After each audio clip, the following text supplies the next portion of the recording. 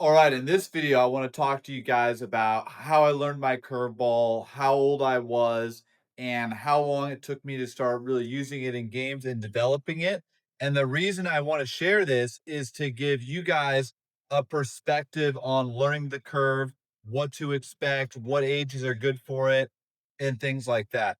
So recently, I've been doing research on this. I've made some videos on it about what age you should do it. This is what Dr. Andrews says. He's the number one surgeon, operated on more MLB pitchers than anybody. What he recommends is don't learn a curveball until you can shave. So what I think he's saying is that you don't want to learn the curveball before you're really strong enough. And so when you start getting old enough where you're developing strength, like kind of, around puberty, which everyone's going to start hitting at a different age. There's not like one age cutoff. So for me, I was around 12 years old, something like that. I don't remember exactly, but I remember I learned it from Tom House. And so Tom House was an incredible coach, still is. He's worked with Tom Brady. He's worked with Nolan Ryan, with tons of major leaguers, pitching the big leagues himself, expert in biomechanics. And he taught it to me when I was young, when I was 12. My dad didn't want me to learn it before that, but because this is a great coach, it was the right time. This is the exact way that he explained it to me. So he did this. I'll remember this the rest of my life. He put out his hand. He said, karate chop into my hand. So I karate chopped into his hand like this.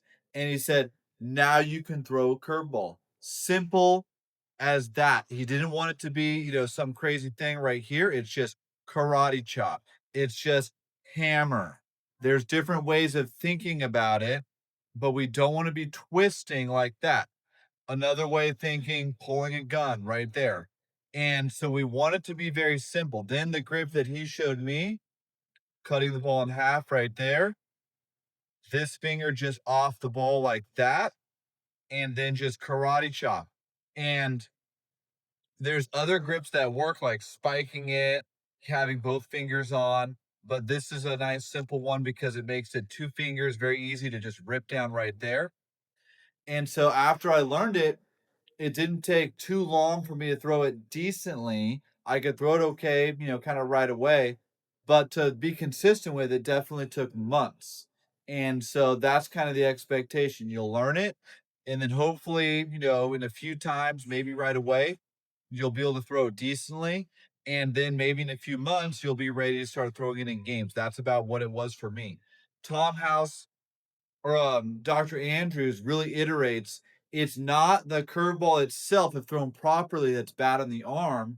In fact, the fastball is the worst on the arm because it's the most overall, velocity and torque on the elbow. But it's when you're too young and you throw it improperly. So if you learn it properly, you should be okay. But I would still wait until you're old enough. Like Dr. Andrews says, around 13 or 14 years old. If you're a really strong, developed 12-year-old, and maybe that's okay too. But those are the guidelines and recommendations that I use when I work with players, that a lot of the top doctors are using right now. And so we want you guys to be able to make the best decisions for your careers. If you're a parent watching this, we want you to be able to make the best decision for your kid's career. So we have tons of resources on this channel, on YouTube, on Instagram, on TikTok, different things like that. Let me know if you have any questions, and we're going to do everything we can to help you out. We'll see you guys in the next one.